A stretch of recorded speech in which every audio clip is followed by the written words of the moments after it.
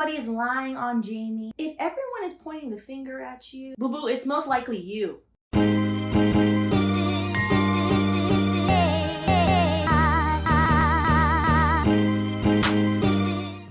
Welcome to Wine and Chill, your home for all things entertainment law shenanigans. I'm Stephanie, your friendly neighborhood lawyer. Well, if you're new here, not your lawyer, which brings me quickly to our disclaimer. By watching this video, you understand and acknowledge that this video is solely for entertainment purposes only, and you agree to have read the full disclaimer down below in the description box.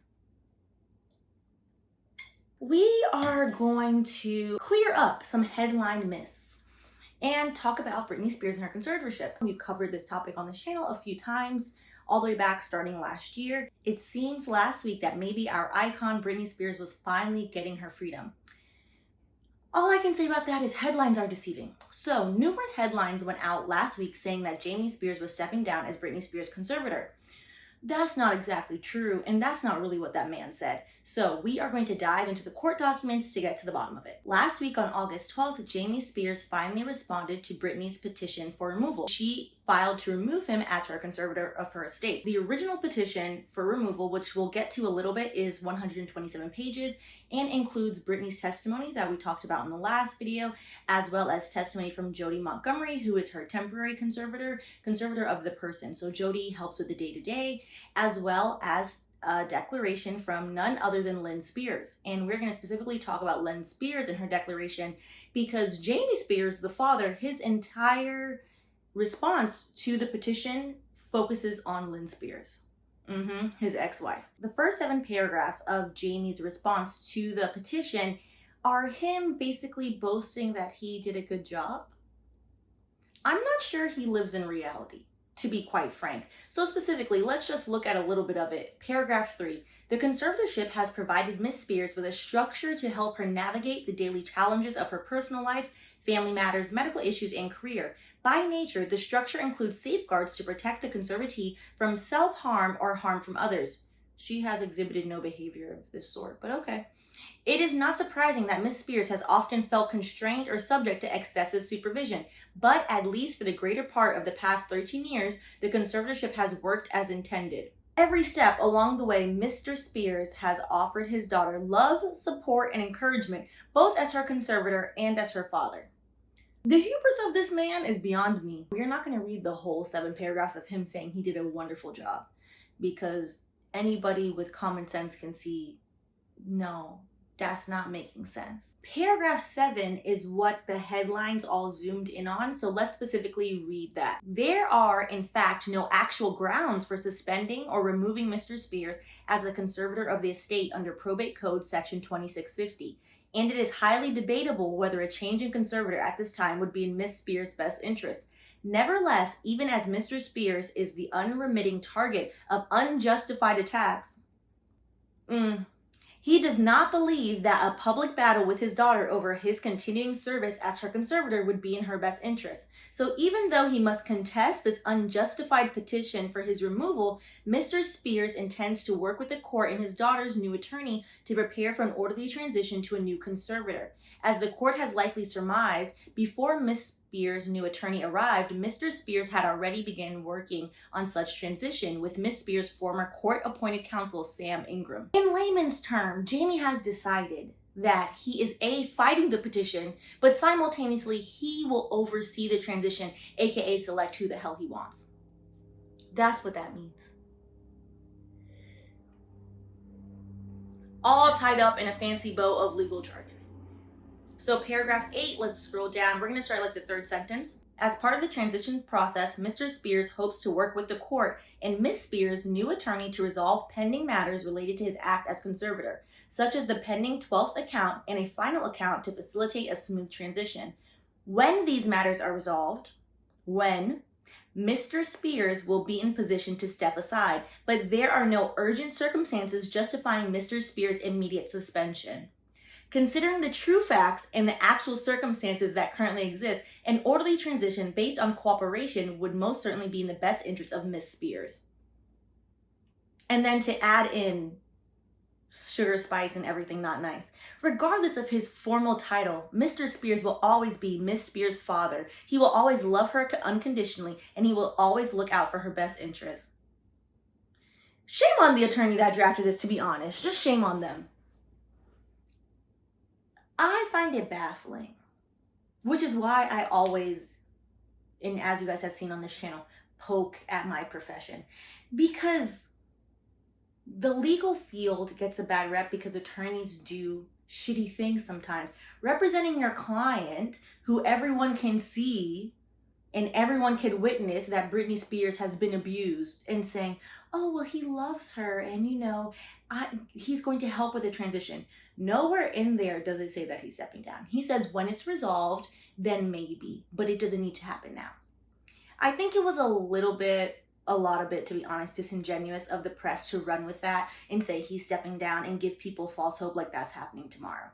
It's not, which is unfortunate. And the end goal is to terminate the entire conservatorship, which the petition that Britney Spears and her new attorney have filed, that's what that's seeking to do. So if they win, who cares what Jamie Spears is saying anyway? So it's not all dismal. The remainder of the response, Jamie Spears then focused his salty little energy at his ex-wife, Lynn Spears, which I think is interesting for a few reasons. In the last video, a few people asked, where the hell is Lynn? Like, Lynn Spears is Britney Spears' mother. How, and it has been said numerous times that Jamie Spears was not involved in Britney Spears' childhood, her upbringing. How did he all of a sudden get power of conservator over his daughter, who he kind of was a bit absent, according to various sources? So Lynn stepped in, and in the petition, she actually had a declaration in the petition, which she corroborated a lot of the facts that Britney had said. Before we get into what Lynn said in her declaration in the petition, let's see this mudslinging of Jamie Spears. We'll start with paragraph 10. So, at Miss Spears' request and instruction, Lynn has had little, if any, involvement in the conservatorship, let alone Miss Spears' life, for most of the 13 years that it has been in place. The court cannot rely on the unsupported claims and speculation of someone who Miss Spears has avoided speaking with for most of her adult life. Interesting. Despite this, Mr. Spears or other members of the team of professionals often encourage Miss Spears to speak with her mother with the hope of repairing the relationship, and Miss Spears obliged sometimes. So he then said, well, you abandoned her, you didn't help her, I did all of this. And basically undid all the testimony that Lynn had said. To be honest, I think they're both wrong. Good for Lynn for finally helping, but for all these years, girl, what were you doing? What exactly did Lynn say in her declaration that ruffled Jamie's feathers? The petition, again, is 127 pages. A good chunk of that is Britney's testimony that we went over in the last video. So we're just going to focus on what Lynn said currently. So Lynn's declaration is Exhibit B. We're going to start on paragraph 6. At the time of crisis, my daughter, the conservatee, was being treated by a sports enhancement doctor hired by Mr. Spears. The doctor in question was a psychiatrist who was prescribing what I and many others thought to be entirely inappropriate medicine to my daughter, who did not want to take the medicine.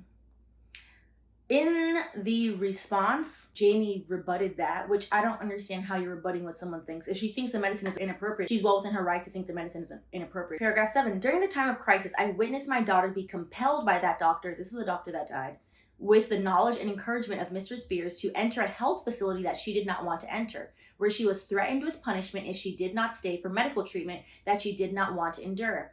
Also, in Britney's testimony that most of you have listened to, if you have not, I will link that down below. I really would implore you to listen to her testimony in her own words. She did say that she was basically falsely imprisoned in this facility, that she wanted to leave and she was not allowed to leave.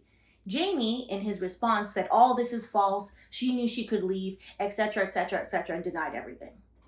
Sir, nobody believes you. Paragraph 10 through 13, I think that it's very important to include this part in paragraph 12. Of the actions that solidified the failure of my daughter and Mr. Spears' relationship, the physical altercation between Mr. Spears and the conservatee's minor children, my grandchildren, was perhaps the most appalling and inexcusable, and understandably destroyed whatever was left of the relationship between them. It was reported that Jamie Spears had an altercation with Britney Spears' 2 young sons. Jamie's not to be moved. He said all of it is lies. He said everybody is lying on Jamie for no reason. If everyone is pointing the finger at you, boo-boo, it's most likely you. Sir, save the crocodile tears for somebody else. We'll end with paragraph 13. It is clear to me that James P. Spears, his government, is incapable of putting my daughter's interests ahead of his own on both a professional and personal level, and that his being and remaining a conservator of my daughter's estate is not in the best interest of my daughter, the conservatee. I declare under penalty of perjury, under the laws of the state of California, that the foregoing is true and correct, and this declaration was executed July 22nd, 2021 in Louisiana. We are going to see Britney Spears and her new lawyer, Matthew Rosengart, I believe that's how you say his name, Rosengart, continue to fight to end the conservatorship. That is the only way that she is truly going to be free. Jamie Spears holding on and saying, oh, I'm going to help with transition, I'm going to designate somebody, yes, I'm going to work with you, is not her freedom. That is just him transferring his power to somebody else to then be in the background like, okay, you made those transactions I wanted. Like, what are you doing? Ending the conservatorship is her being free from him. So just that. And I think one of the small positives, because there's no positive about her situation, that can come out of this is the new found, to be honest, spotlight on disability rights and conservatorship law. A lot to remember, to be a conservatee, you're supposed to be incapacitated either mentally or physically. That is originally what conservatorship law is supposed to protect those types of people. As we have seen, rampant abuse is going on in conservatorships. So Nichelle Nichols has flown under the radar for many years. It's a Star Trek legend. She was the first Black woman cast in Star Trek back in the 60s, I believe. And she played Lieutenant Uhura in the series, as well as in numerous movies afterwards. And she then worked with NASA on recruiting women, as well as Black, Indigenous, and other groups to NASA, and was like a big help to NASA in the 70s in recruitment. And overall, just a living legend. Unfortunately, now 88 years old, she has dementia, and she is currently caught in a three-way battle of conservatorship over her conservatorship between her son, her former manager, and her good friend. And what's sad is this is a person who has lived out their full life. The friend sued the son. The son currently is her conservator. The friend sued the son simply for visitation to see her. The manager is saying that the son is violent and aggressive. The son is saying that the manager is scummy and is just trying to take her money. And it's at this point, who is there looking out for her? What are the courts doing for someone who rightfully needs someone to help them, and the courts are not providing that help? And I think we are going to see, hopefully, an overhaul of the conservatorship system, particularly when it is abused. She wanted to live out the rest of her days in her home in California. Her son has moved her to Mexico. So with conservatorship law, it's less of who's right and who's wrong and what's in the best interest of the person. And the best interest of the person should be some type of self-agency. Everyone has the right to live their life in their own manner. And maybe the son is afraid. Maybe the son is like, hey, it's my mom. Like, I want to be close to her. But that doesn't mean that's what she wanted. And maybe the manager is awful too.